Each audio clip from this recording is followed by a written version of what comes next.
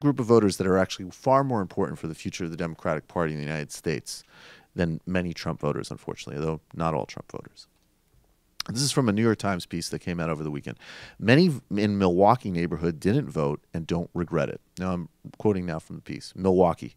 Four barbers and a firefighter were pondering their future under a Trump presidency at the Uppercuts barbershop last week. "We got to figure this out," said Cedric Fleming to one of his barbers. "We got a gangster in the chair now," referring to President-elect Donald J. Trump. They admitted they cannot complain too much. Only two of them had voted, but with no regrets. "I don't feel bad," said Mr. Fleming, trimming a mustache. "Milwaukee is tired. Both of them were terrible. They were never going to do anything for us anyway." Now, the article goes on to say, several, these are African Americans, that they appreciated the historical symbolism of Obama.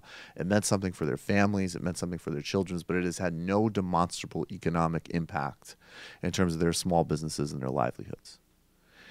They also said that absolutely voter suppression and voter ID laws affected voter turnout.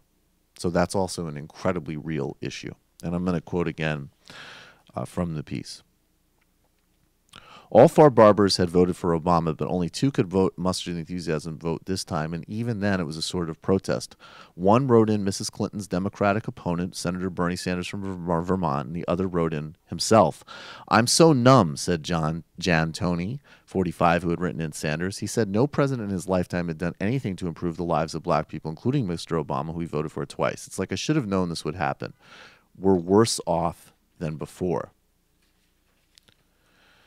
And it goes on to just identify a plethora of economic problems that, again, vastly disproportionately affect people of color, but also are the reality for anybody making even a quote-unquote middle-class wage in this country.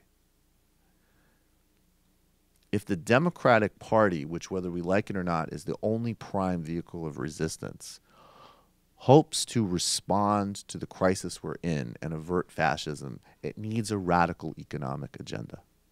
And when you get into these voices, it shows that it absolutely cuts across lines. Now, you're going to have two dangers right now. One danger is there's a certain Clinton response, not our fault. People are just stupid and racist, not our fault. Let's not talk about how our ground game was a disaster, how we had a terrible advertising strategy, how even where we made smart and good policy pivots, we didn't communicate it. We just don't want to be blamed. And you know what? Those people will be fine, mostly. They'll keep getting contracts. They'll keep being ineffective. Then we have the other danger, which you'll see, like, Vox published a piece by Jonathan Haidt about, multiculturalism, but also having a national cohesion.